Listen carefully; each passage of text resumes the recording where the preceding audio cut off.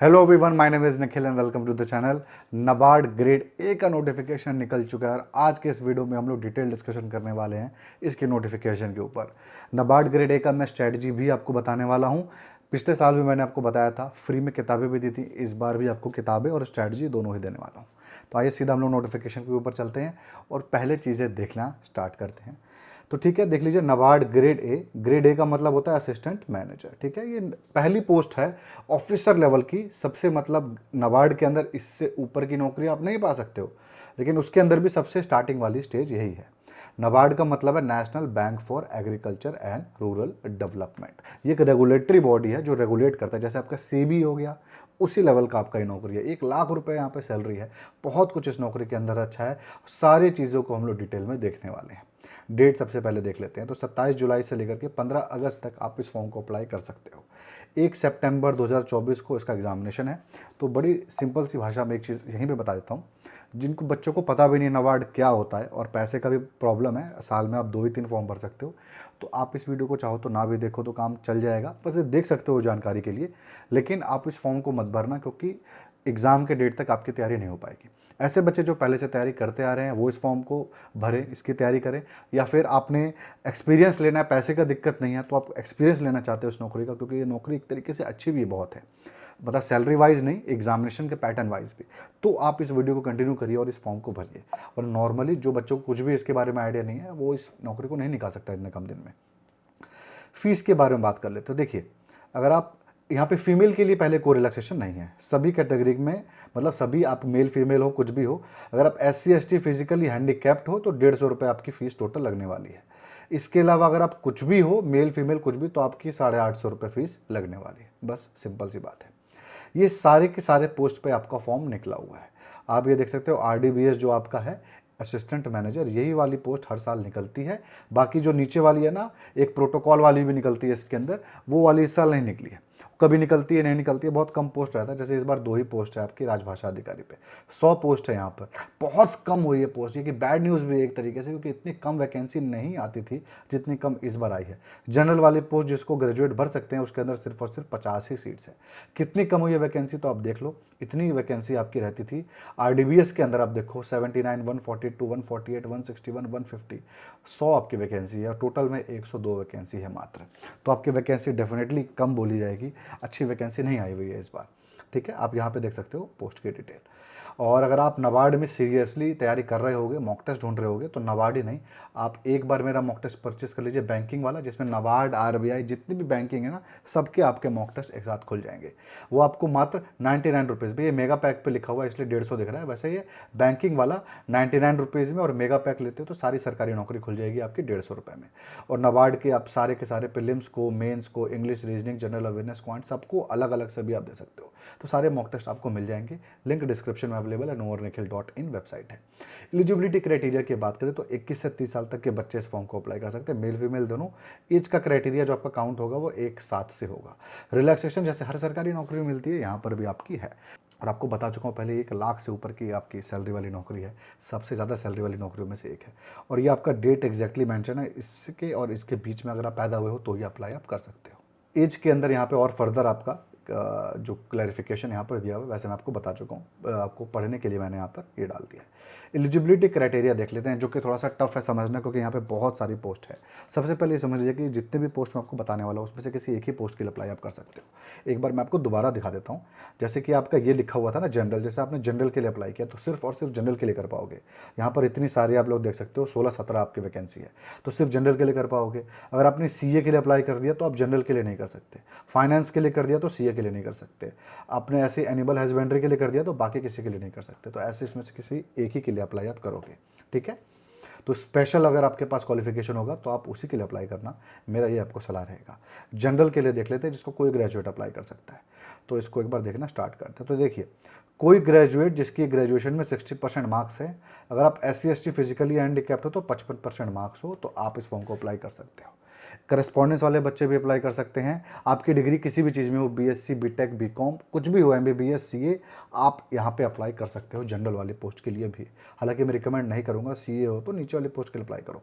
ठीक है, लेकिन आपके ग्रेजुएशन में इतने मार्क्स नहीं थे, 60%, लेकिन आपके पास पोस्ट ग्रेजुएशन में 55% मार्क्स थे तो आप अप्लाई कर पाओगे। तो या तो पीजी में 55% हो या फिर यूजी में आपके पास 60% हो तो आप अप्लाई कर सकते हो। सारी पोस्ट के अंदर इसके अंदर यही है ऑलमोस्ट। एमबीए और पोस्ट ग्रेजुएशन डिप्लोमा भी अप्लाई कर सकते हैं। यहाँ पे आप देख सकते हैं ये लिखा हुआ है सीए, सीडब्ल्यूए, पीएचडी, जो हो हर कोई यहाँ पे अप्लाई कर सकता है, ठीक है। और अगर आप पीएचडी हो या फिर सीए सीएस हो तो आपको परसेंटेज का कोई रिक्वायरमेंट नहीं है। सीए सीएस सीडब्ल्यू और पीएचडी को। चार्टर्ड अकाउंटेंट वाली पोस्ट के अंदर कोई भी सीए अप्लाई कर सकता है, जिसका सारा ग्रुप निकल चुका हो, फाइनल का कुछ भी ना बचा हो, सीए नाम के आगे लिखता हो, वही अप्लाई कर सकता है। कोई परसेंटेज का रिक्वायरमेंट नहीं है। फाइनेंस वाली पोस्ट के अंदर किसी की भी अगर ग्रेजुएशन की डिग्री है फाइनेंस के अंदर, बैंकिंग के अंदर, या फिर बीएमएस है, बैचलर इन मैनेजमेंट स्टडीज़ की डिग्री है 60% मार्क्स के साथ, तो अप्लाई आप कर सकते हो फाइनेंस वाले पोस्ट के लिए। लेकिन अगर आपके पास इसमें से कोई डिग्री नहीं थी या फिर आपके परसेंटेज कम थे, लेकिन आपने पोस्ट ग्रेजुएशन कर लिया है, किसके अंदर, मैनेजमेंट के अंदर कर लिया, फाइनेंस के अंदर कर लिया, या और फुल टाइम होना चाहिए। अगर आपने एमबीए किया हुआ है किसी भी पोस्ट के लिए, यहाँ पे फुल टाइम एमबीए ही अप्लाई कर सकता है, ठीक है। तो या फिर आपने मास्टर इन मैनेजमेंट स्टडीज़ कर रखा है और 55% मार्क्स के साथ, तो भी अप्लाई कर सकते हो। तो हर इसके अंदर ऐसा ही है, पीजी के अंदर 55%, यूजी के अंदर 60% का रिक्वायरमेंट है। इसके अलावा आपका वही है, bachelor of finance and investment analysis में भी अगर 60% है तो अप्लाई आप कर सकते हो, ठीक है। ये आपका हो गया, हमने 3 पोस्ट देख ली। अभी चौथे पे आते हैं कंप्यूटर और आईटी। सिंपल है, अगर आपके पास ग्रेजुएशन की डिग्री है या फिर बीटेक है आईटी के अंदर, इलेक्ट्रॉनिक्स के अंदर, कंप्यूटर साइंस के अंदर 60% मार्क्स के साथ, तो अप्लाई आप कर सकते हो। या फिर आपके पास पोस्ट ग्रेजुएशन डिग्री एमएससी या एमटेक हो 55% मार्क्स के साथ उन्हीं फील्ड के अंदर, कंप्यूटर साइंस, आईटी, इलेक्ट्रॉनिक्स, तो अप्लाई आप कर सकते हो यहाँ पे, ठीक है। बड़ा सिंपल है। एग्रीकल्चर के अंदर भी अगर आपके पास एग्रीकल्चर के अंदर डिग्री है 60% मार्क्स के साथ, यहाँ पे देखो हर किसी में 60% चाहिए, तो अप्लाई आप कर सकते हो। लेकिन आपने पोस्ट ग्रेजुएशन किया हुआ है एग्रीकल्चर के साथ तो 55% मार्क्स से भी आपका काम चल जाएगा पोस्ट ग्रेजुएशन के अंदर। सेम एनिमल हस्बेंड्री के अंदर भी अगर आपके पास डिग्री है वेटरिनरी साइंस के अंदर या फिर एनिमल हस्बेंड्री के अंदर 60% मार्क्स के साथ, तो अप्लाई आप कर सकते हो। या फिर पोस्ट ग्रेजुएशन डिग्री हो पर सेम आपकी फील्ड में 55% मार्क्स के साथ, तो भी अप्लाई आप कर सकते हो। फिशरीज के अंदर आप भी देख लो, फिशरीज के अंदर भी सेम डिग्री इसी के अंदर चाहिए, यूजी है तो 60, पीजी है तो 55। फूड प्रोसेसिंग के अंदर भी आपकी सेम है, फॉरेस्ट्री के अंदर भी, प्लांटेशन हॉर्टिकल्चर के अंदर भी। और अब आपके पास, हाँ, अगर आपके पास इनमें से कोई भी डिग्री होगी ना तो जनरल वाले पोस्ट के लिए मत अप्लाई करना। भले आपको पोस्ट इसमें 2, 3 या एक ही दिख रहा होगा, लेकिन कंपटीशन भी बहुत कम होता है। 10,000, 5,000 ऐसे फॉर्म गिर रहे होते हैं। इसके अंदर जनरल वाले पोस्ट के लिए भी बहुत फॉर्म नहीं गिर रहे होते हैं। 4 लाख 5 लाख बहुत है इसके लिए, इससे ज़्यादा फॉर्म नहीं गिरते हैं। हर कोई तैयारी नहीं करता, सबको पता है कि टफ है, ठीक है। वैसे आपका ये इसके अंदर आपका सोशल वर्क के अंदर या फिर रूरल डेवलपमेंट के अंदर आपके पास डिग्री हो यूजी की 60% के साथ अप्लाई कर सकते हो, पीजी की हो तो 55 के साथ अप्लाई कर सकते हो। स्टैट्स के अंदर भी आपके पास मैथ की डिग्री है, स्टैट्स की डिग्री है यूजी, और पीजी आपको पता ही है आपका 60-55। सिविल इंजीनियरिंग की डिग्री आपके पास है तो अप्लाई आप कर सकते हो 55% मार्क्स के साथ भी। इलेक्ट्रिकल इंजीनियरिंग का भी 60 के साथ कर सकता है, यूजी है तो, पीजी है तो 55 के साथ। Same environmental engineering, human source management आपका इसको एचआर बोलते हैं, एमबीए एचआर आपने किया है रेगुलर और 2 साल वाला, तो अप्लाई आप कर सकते हो इस पोस्ट के लिए भी, ठीक है। फुल टाइम आपका होना चाहिए। एमबीए यहाँ पर करस्पॉन्डेंस नहीं अप्लाई कर सकते किसी भी पोस्ट के लिए। लास्ट आपका है राजभाषा अधिकारी असिस्टेंट मैनेजर ग्रेड ए। इसके अंदर आपको थोड़ा सा डाउट रहता है, मैं क्लियर कर देता हूँ। इसके अंदर देखिए, अगर आपके पास ग्रेजुएशन की डिग्री है हिंदी या फिर इंग्लिश किसी भी एक भाषा में, या जैसे कि आपने बीए हिंदी किया या फिर बीए इंग्लिश किया है, तो आप अप्लाई कर पाओगे। लेकिन जैसे आपने बीए अगर इंग्लिश किया हुआ है तो हिंदी भी एक सब्जेक्ट आपने पढ़ा होना चाहिए ग्रेजुएशन के अंदर, या फिर बीए हिंदी किया है तो इंग्लिश एक सब्जेक्ट होना चाहिए आपका। ऐसे इसके अंदर मिक्स और मैच है और 60% मार्क्स तो चाहिए ही, ठीक है। ये तो हो गया। साथ में आपको एक पीजी डिप्लोमा या फिर पोस्ट ग्रेजुएशन की डिग्री और चाहिए ट्रांसलेशन के अंदर, या तो हिंदी से इंग्लिश हो या तो इंग्लिश से हिंदी हो, ट्रांसलेशन वाली डिग्री भी आपको यहाँ पर चाहिए। ऐसा कुछ नहीं है तो, लेकिन सेम चीज़ आपने पोस्ट ग्रेजुएशन के साथ किया हुआ है, यानी आपने एमए हिंदी कर लिया है लेकिन आपके ग्रेजुएशन में इंग्लिश एक सब्जेक्ट रहा होगा तो आपका काम चल जाएगा। या फिर आपने एमए इंग्लिश किया हुआ है और हिंदी आपके ग्रेजुएशन में भी एक सब्जेक्ट रहा होगा तो आपका काम यहाँ पे चल जाएगा। समझ में आया आपको? तो ये भाई क्वालिफिकेशन और परसेंटेज का यहाँ पर आप देख सकते हो क्राइटेरिया। 6.75 आपका पॉइंटर सिस्टम से होगा तो उसको 60% माना जाएगा, 6.25 को 55 माना जाएगा, 5.75 को 50 माना जाएगा। तो पॉइंटर सिस्टम से देखा जाए तो 5.75 से अगर आपका नीचे है पीजी वाले में तो नहीं अप्लाई कर पाओगे, और 6.75 चाहिए ऑलमोस्ट सारी पोस्ट के अंदर अगर आप नॉर्मल यूजी की डिग्री लिए हुए हो तो। ये पॉइंटर सिस्टम से हो गया आपका, ठीक है, ये हमने देख लिया सारा एजुकेशन क्वालिफिकेशन, इसके अलावा कुछ भी नहीं है।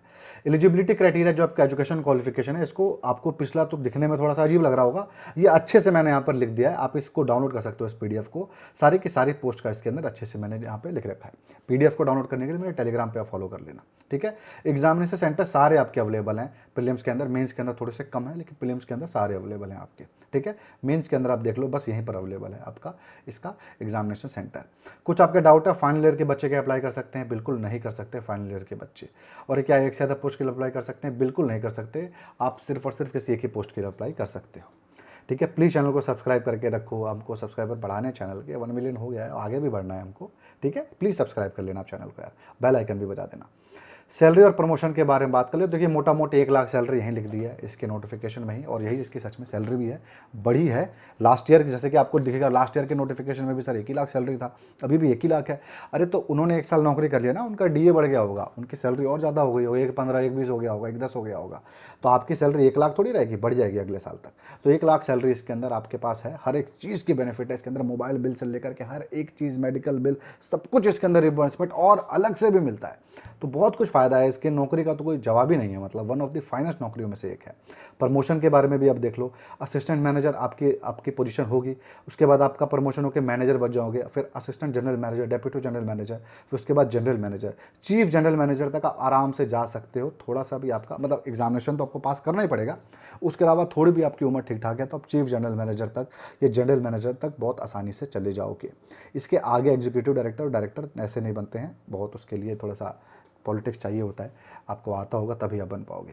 तो ये हो गया प्रमोशन, और ये सारे बेनिफिट लिखे हुए हैं, कार वार सब, न्यूज़पेपर, सबके पैसे आपको मिलते हैं, तो बहुत कुछ फैसिलिटी है इसके अंदर। एग्जामिनेशन पैटर्न के ऊपर आ जाते हैं, क्या प्रोसेस से गुजर के आपकी नौकरी लगने वाली। तो देखिए, प्रीलिम्स है, मेंस है और इंटरव्यू है। टफ है पेपर, टफनेस अच्छी खासी है। प्रीलिम्स 1/4 आपके नेगेटिव मार्किंग है, पूरे में ही 1/4 नेगेटिव मार्किंग है। तो सबसे पहले हम लोग बात कर लेते हैं जनरल वाली जो पोस्ट है, सभी के लिए है, जो एक्चुअली में प्रीलिम्स एग्जामिनेशन सारों के लिए कॉमन है, तो प्रीलिम्स का तो हटा दीजिए, सारी पोस्ट के लिए, राजभाषा हो चाहे वो आपको 16 पोस्ट हो, सबके लिए कॉमन ही है। तो ये आपका है, टोटल 8 पेपर होने वाले हैं, जिसको आप 2 सेक्शन में डिवाइड कर लो। एक आपका ये बीच में से मैं लाइन खींच देता हूँ, ठीक है, ये लाइन मैंने खींच दिया। ऊपर वाला जो आपका नॉर्मल बैंकिंग का होता है, सेम वैसा ही आपका पैटर्न होने वाला है। एक ये डिसीजन मेकिंग छोड़ के ये आपका यूपीएससी जैसा होता है, 10 नंबर का है लेकिन, ठीक है। तो आपका रीजनिंग हो गया, 20 question 20 marks, English 30 question 30 marks, computer 20 question 20 marks, quant 20 question 20 marks, decision making 10 है, जनरल अवेयरनेस 20 क्वेश्चन 20 मार्क्स। ये आपका नॉर्मल जो आपने पढ़ा होगा वही है। इंपॉर्टेंस यहाँ पर आ जाता है, ये आपने पढ़ा है कि नहीं, economic and social issues with focus on rural India. इसके बाद agriculture and rural development with emphasis on rural India. इन दोनों की पीडीएफ मैं बना चुका हूँ पहले से ही, तो जो बच्चे अगर पिछले साल से फॉलो कर रहे होंगे तो आपके पास वो पीडीएफ पहले से होगा, उसकी पढ़ाई करो, वहाँ आपका काम आएगा। इसके अलावा इस साल फिर से मैं आपको उसके अंदर चेंजेस करके अपडेट करके पीडीएफ दे रहा हूँ। आपको लिंक डिस्क्रिप्शन में है मेरे टेलीग्राम ग्रुप का, नो और निखिल, आप सर्च कर लेना, या तो वहाँ पर मेरा पेज फॉलो कर लेना, आपको ये पीडीएफ भी मिल जाएगा और आपको जो किताब मैं बता रहा हूँ फ्री में वो भी मिल जाएगा, हमारे ही द्वारा लिखी गई वो किताब है, ये दोनों टॉपिक का, और बहुत अच्छी किताब है। इसके क्वेश्चंस भी मैं आपको दे दूंगा। तो ये आपका हो गया 80 क्वेश्चन का हिसाब, जो कि थोड़ा सा अलग है, बाकी 120 आपका एकदम सेम है जो हमेशा से रहा है, और सॉल्व करने के लिए आपको 120 मिनट मिलेगा, ठीक है। ये हो गया आपका प्रीलिम्स, जो इसको पास कर जाएगा वो आएगा मेंस के अंदर। मेंस के अंदर चीज़ें बढ़ जाएंगी। मेंस के अंदर जो जनरल वाली पोस्ट है उसके लिए पैटर्न मैं आपको दिखाता हूँ। इसके अंदर इंग्लिश का एक पेपर होगा, ऑनलाइन डिस्क्रिप्टिव टाइप करना होगा, 3 क्वेश्चन होंगे, 100 मार्क्स के 90 मिनट मिलेगा, ठीक है। उसके बाद पेपर 2 होगा, उसी दिन हो जाएगा ये भी। इसके अंदर जो आपको ऊपर दिखाया था ना, ये जो 2 टॉपिक, इन्हीं दोनों टॉपिक का आपका पेपर होगा, ठीक है। इसके अंदर ऑब्जेक्टिव भी होगा, डिस्क्रिप्टिव भी होगा। ऑब्जेक्टिव 30 क्वेश्चन 50 मार्क्स, आधा घंटा मिलेगा। डिस्क्रिप्टिव के अंदर 4 क्वेश्चन सॉल्व करना होगा, 6 का ऑप्शन होगा, ये आपको 50 मार्क्स का है, 90 मिनट मिलेगा। ये नीचे वाला डिस्क्रिप्टिव है, ठीक है। एक क्वेश्चन 1 मार्क्स का है यहाँ पर। ये हो गया आपका पैटर्न, जो इसको पास कर जाएगा वो इंटरव्यू देगा और उसका सिलेक्शन हो जाएगा। अब जनरल वाली पोस्ट को हटा करके बाकी स्पेशलिस्ट वाली पोस्ट के अंदर सब कुछ सेम है, इंग्लिश वाला सब कुछ सेम है। पेपर 2 के अंदर यहाँ पर ये था ना आपका इकोनॉमिक्स वाला, यहाँ पर चेंज हो जाएगा, और जो आपकी डिग्री होगी, जैसे सीए होगी तो आपका सीए वाला एक पेपर होगा, कॉस्टिंग एफएम वगैरह कुछ भी।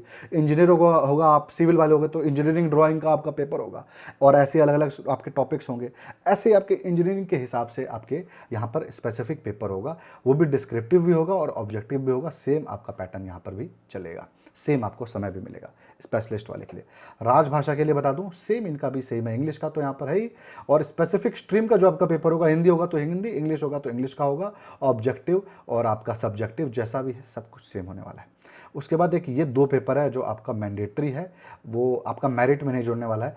साइकोमेट्रिक पेपर होगा 90 मिनट का एमसीक्यू बेस्ड, ये आपका रीजनिंग एक्चुअली एबिलिटी चेक करते हैं, ठीक है, और चेक करते हैं आपको साइकोलॉजिकली आप ठीक होना यहाँ पे काम करने के लिए, एक एक्स्ट्रा यहाँ पे होता है और कहीं नहीं होता। इंटरव्यू आपका 50 मार्क्स का होगा यहाँ पर, बस यही आपका है जो इसको इन सारे प्रोसेस से गुजर जाएगा उसकी नौकरी लग जाएगी। प्रोसेस थोड़ा सा टफ है, इसमें कोई डाउट नहीं है, लेकिन नौकरी भी उतनी अच्छी है। आप एसएससी सीजीएल से अगर इसका तुलना कर लो तो सीजीएल में जहाँ पे आप पहुँचोगे उससे डबल है ये ऑलमोस्ट हर चीज़ में। ये रेगुलेटरी बॉडी है, ये अपने आप में एक एंटिटी है और वो एक गवर्नमेंट के अंदर है, सरकार है, कुछ भी है, चीज़ें चेंज होती रहती हैं। यहाँ पर नहीं होता, यहाँ छेड़खानी नहीं होती, एक अलग एंटिटी है।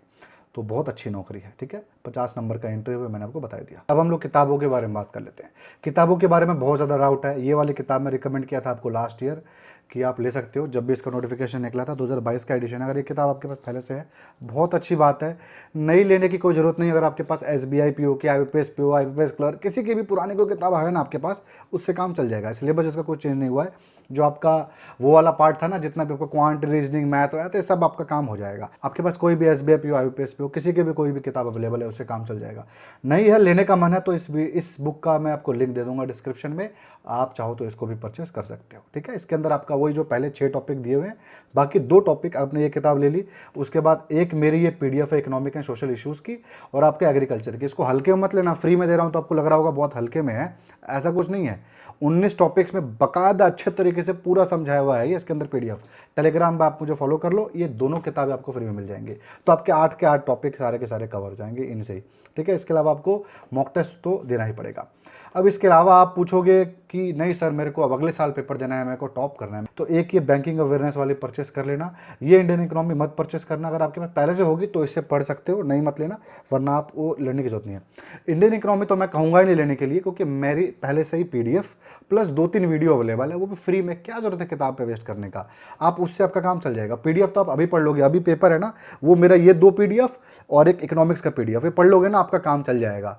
इससे ज़्यादा नहीं आएगा पेपर के अंदर, आप देख लेना, प्रीवियस पेपर्स बस आपको लगाना पड़ेगा, ठीक है। तो आपको लेने की जरूरत नहीं है, पहले से है तो अच्छी बात है। रीजनिंग के लिए आप इन दोनों में से कोई किताब परचेस कर लो, मुझे कोई फर्क नहीं पड़ता। क्वांट के अंदर भी जो आपको फोटो दिखा रहा हूँ, इनमें से कोई परचेस कर लो, मेरे को कोई मतलब नहीं है, ठीक है। ये सारी अच्छी किताबें हैं। आपको करंट अफेयर्स के लिए ये सारे टॉपिक पढ़ने पड़ेंगे, पॉइंट्स नोट कर लेना। इसके अलावा इकोनॉमिक एंड सोशल के लिए बेस्ट बुक ये मैं आपको बता ही चुका हूँ। एक किताब है इंडियन सोशल सिस्टम, आप ये पढ़ सकते हो तो पढ़ लेना, और इंडियन इकोनॉमी आपको पढ़ना होगा तो ये वाला भी आप पढ़ सकते हो, ठीक है। अगेन आपको अगर परचेस करना है तो ये वाली परचेस कर लेना। इंडियन सोशल सिस्टम आप ये परचेस कर लेना, राम आहूजा की बहुत अच्छी किताब है, नाबार्ड के लिए बहुत अच्छी किताब है ये, ठीक है। एग्रीकल्चर पे आते हैं। एग्रीकल्चर की मेरी PDF तो बेस्ट है, नहीं लिया आपने, मन नहीं कर रहा, भरोसा नहीं है, तो ये 3 किताबें पढ़ते रहो लेकर के, ये तीनों किताबें आपको पढ़नी पड़ेंगी, ठीक है। या तो आप ये और ये किताब मिनिमम में आपको पढ़ना है, तो या तो ये 2 किताब या फिर ये और ये किताब, आप ऐसा भी कर सकते हो। ये किताब तो आपका मेन है, रूरल डेवलपमेंट, आपको पढ़ना ही पड़ेगा। ये आप या तो परचेस कर सकते हो, ये किताब अच्छी भी है काफ़ी, वरना मेरा PDF सफिशिएंट है, फ्री में है, क्या जरूरत है पढ़ने का इतना। डिसीजन मेकिंग के पेपर पे आ जाते हैं, ये दोनों किताबों में से कोई भी परचेस कर सकते हो, लिंक दे दूंगा डिस्क्रिप्शन में। किताबों के बारे में बात हो गया, आप लिंक विंक से अपना देख लेना, आपकी मर्जी है। और ये आपका सिलेबस हो गया, देख सकते हो सोशल इकोनॉमिक्स का। और ये जो मेरा PDF है उसका ग्लिम्स दिखा देता हूँ, देखो ऐसा मेरा PDF है पूरा एग्रीकल्चर का। ये आपका उसी का आपको वो दिखा रहा हूँ मैं इंडेक्स, देखो ये 8 टॉपिक हैं, फिर ये आपके 13 टॉपिक है, 17 टॉपिक है, ये देखो 19 टॉपिक है, फिर ऐसे चैप्टर 1 करके स्टार्ट है।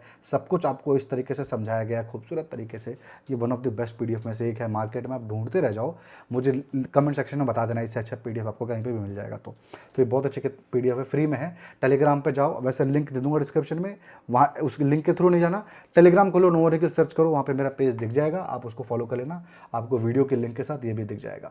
सिलेबस मैंने आपको दिखाई दिया था, ये आपको और दिखाता हूँ। स्ट्रेटजी वीडियो में इसके ऊपर हम लोग और डिस्कशन करेंगे। तो कट ऑफ की आप बात करते हो तो देखो ये है हमारा क्वालिफाइंग सेक्शन और मेरिट सेक्शन। जो आपके पहले 6 टॉपिक है, पहले 5 टॉपिक सॉरी क्वालिफाइंग है, ये आपके मेरिट सेक्शन है। हर एक सेक्शन में भी आपको पास होना है, ठीक है। क्वांट वगैरह सब कुछ आपका है, तो बस आपका क्वालिफाइंग ही है। मेरिट वाला सेक्शन आपका ये वाला है, ठीक है, एग्रीकल्चर वाला और ये सब वाला, जीएस वाला और आपका इकोनॉमिक्स वाला, ये 3 टॉपिक आपका है। इन सबके सेक्शन के कट ऑफ है और ये आपका ओवरऑल कट ऑफ है। इसके ऊपर और डिटेल में बात करेंगे जब स्ट्रैटेजी की बात करेंगे। तो फिशरीज, जनरल, इन सबका आपका कट ऑफ देख सकते हो कि बहुत नहीं है, 41 है, आप देख सकते हो। कट ऑफ बहुत कम है क्योंकि पेपर में दम है। पेपर इतना हार्ड है ना, रो दोगे आप पेपर देने जाओगे तो। आपको अगर नॉर्मल इसका पेपर नहीं दिए हो तो अच्छा खासा हार्ड है। ठीक है, सब कुछ हमने देख लिया है इस वीडियो में, पसीना आ गया है वीडियो रिकॉर्ड करते करते। थोड़ी सी भी मेहनत पसंद आई हो तो प्लीज़ चैनल को सब्सक्राइब करके रखना, आसपास लोगों से शेयर करो, इस वीडियो को भी लाइक करो, कमेंट करके बताओ कि आप यहाँ तक वीडियो को देखे हो, कि सर मैं एंड तक देखा हूँ, तो हमको थोड़ा मोटिवेशन मिलता है। तो ये देख लिया हमने, स्ट्रैटेजी वीडियो भी नाबार्ड के ऊपर ज़रूर आएगी। तो जो भी यहाँ तक